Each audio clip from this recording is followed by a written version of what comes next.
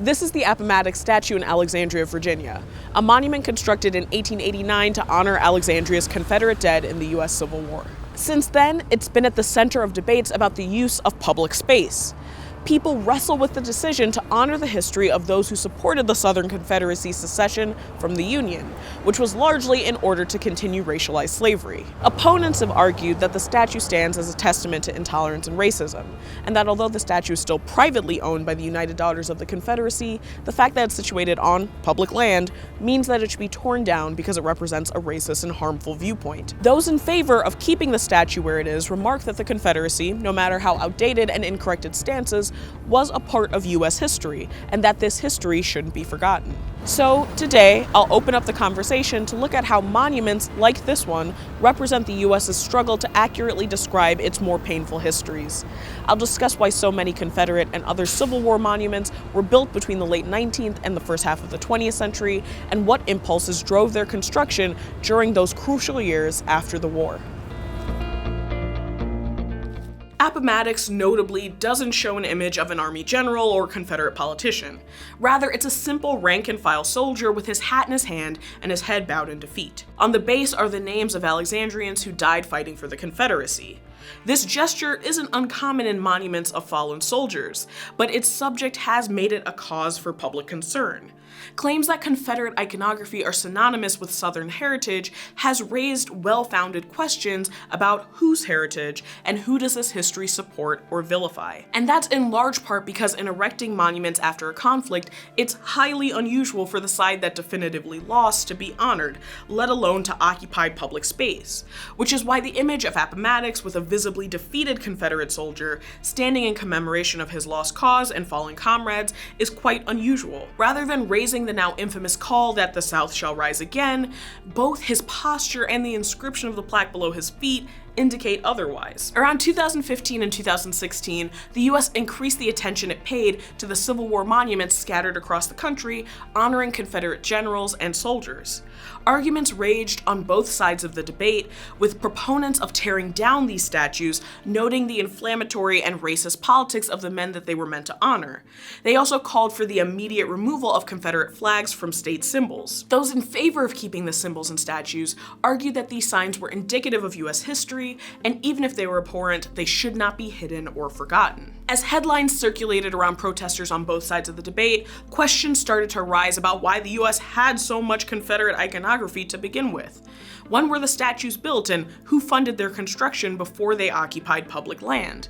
And how do monuments turn individuals into heroes and shape the discourse around our shared national identity? Well, it comes as no surprise that the lion's share of these symbols sprung into prominence as monuments and memorials after the war's conclusion.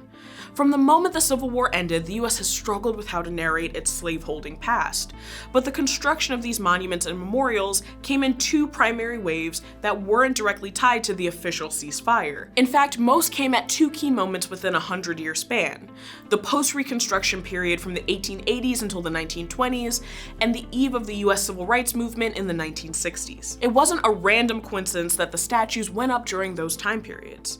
As Professor Sanford Levinson notes in his book on monuments, quote, "Those with political power within a given society organize public space to convey, and thus to teach the public, desired political lessons." But part of the stickiness of the discussion around monuments, as Levinson also notes, is that they aren't just ideological symbols. They also bear the weight of being public art.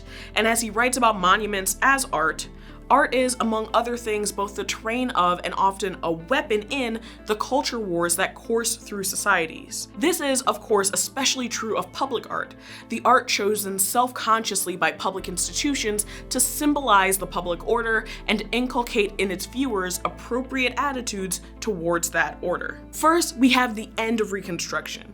New Confederate monuments in the 1880s and 1890s were promoting a return to white supremacy and institutional slavery.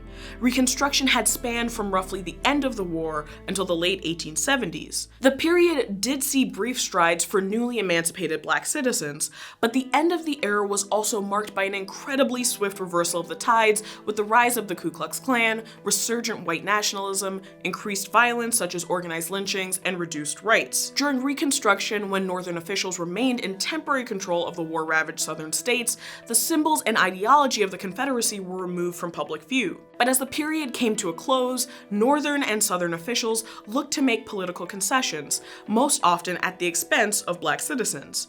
This included most notably the passing of Jim Crow laws. Jim Crow laws were designed to extend the horrors of institutional slavery in southern states under a different name. This meant stopping black citizens from voting, organizing the convict leasing system in order to force black citizens to work without pay, and manipulating the legal system to strip them of constitutional rights. For more on convict leasing, be sure to check out our episode on the origins of private prisons. So Confederate monuments were working to promote the, at the time, contemporary ideologies of the state, namely a return to white supremacy and institutional slavery. It also marked an important moment in the history of men who died and fought for the Confederacy and their families, because also around this time, the surviving soldiers and their families were aging. Many had infiltrated public office to continue promoting the official agenda of the Confederacy. Others turned their eye to establishing private organizations that celebrated a glorified version of the Confederate past. Enter the cult of the lost cause. In the aftermath of the economic devastation of the war, the so-called cult of the lost cause became an outlet for white Confederate supporting Southerners to express a cultural pride in institutional slavery and their lost way of life. A 1999 application made to the National Register of Historic Places notes, "The cult of the lost cause had its roots in the Southern search for justification and the need to find a substitute for victory in the Civil War. In attempting to deal with defeat, Southerners created an image of the war as a great heroic epic. A major theme of the cult of the lost cause was the clash of two civilizations, one inferior to the other. Like tragic heroes, Southerners had waged a noble but doomed struggle to preserve their superior civilization. There was an element of chivalry in the way the South had fought, achieving noteworthy victories against staggering odds. This was the lost cause as the late 19th century saw it, and a whole generation of Southerners set about glorifying and celebrating it. But glorification and commemoration of soldiers at the conclusion of wartime wasn't unique to Southern states. In fact, it was ubiquitous throughout the United States on either side of the Mason-Dixon. In her research on monuments of Civil War soldiers, art historian Sarah Beetham of the Pennsylvania Academy of the Fine Arts notes that many of the monuments were sold by New England manufacturers like Monumental Bronze Co. in Bridgeport, Connecticut, at the end of the 19th century. In an article for the Washington Post, she's quoted saying how many of the statues are identical in structure, and that companies were selling cheap, prefab designs to towns all over the country without altering the appearance of the soldiers at all. It wasn't until some southern towns noticed the replication that small alterations were made, including adding slouched Confederate caps. Another distinguishing feature is the engraving on their belt buckles, with CS for Confederate soldier and US for Union soldier. As mythologies of the Civil War occurred in the public sphere, monuments became particularly fertile ground for advancing individual political agendas.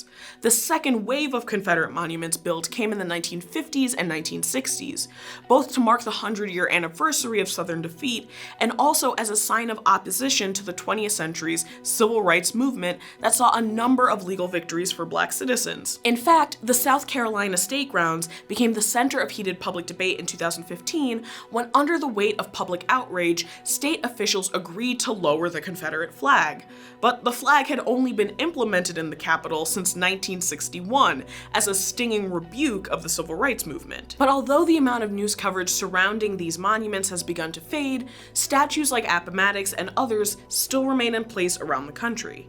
And in recent counting, the Southern Poverty Law Center notes that there are 780 monuments, more than 300 of which are in Georgia, Virginia, and North Carolina, 103 public K-12 schools, and 3 colleges named for Robert E. Lee, Jefferson Davis, or other Confederate icons, 80 counties and cities named for Confederates, 9 observed state holidays in 5 states, and 10 U.S. military bases. But at the heart of this debate over monuments is a larger question about how and when we decide to commemorate history and whose stories are told. Monuments, although they often fade to the background as we zip by them during our busy days, still carry tremendous historical and contemporary weight. But despite their often forgettable, or in the case of the citizen soldier statues, generic appearances, monuments shape the public narrative of nations. They exemplify how we create the stories we tell ourselves and each other about our collective past. This also brings to light who history belongs to, by highlighting and heroizing some, while others are maligned, harmed, or altogether ignored. And that's largely because those symbols don't just mark a particular event or moment. Rather, they elevate something by occupying public space, celebrating or denigrating the narratives of individual historical actors, and bringing into view exactly who history is supposed to be for. Hey guys, thank you to everyone who's already joined us on Patreon. And if you'd like to join, please check out the link down in the description. We have awesome perks like 24-hour early access to videos and monthly Q&As. I'll see you soon. So there's no budget to fly back and just do the conclusion. Is that what we're saying? Unfortunately, no. Even though we let go Karen the makeup artist and freed up those funds? I know. Well, there's always Patreon.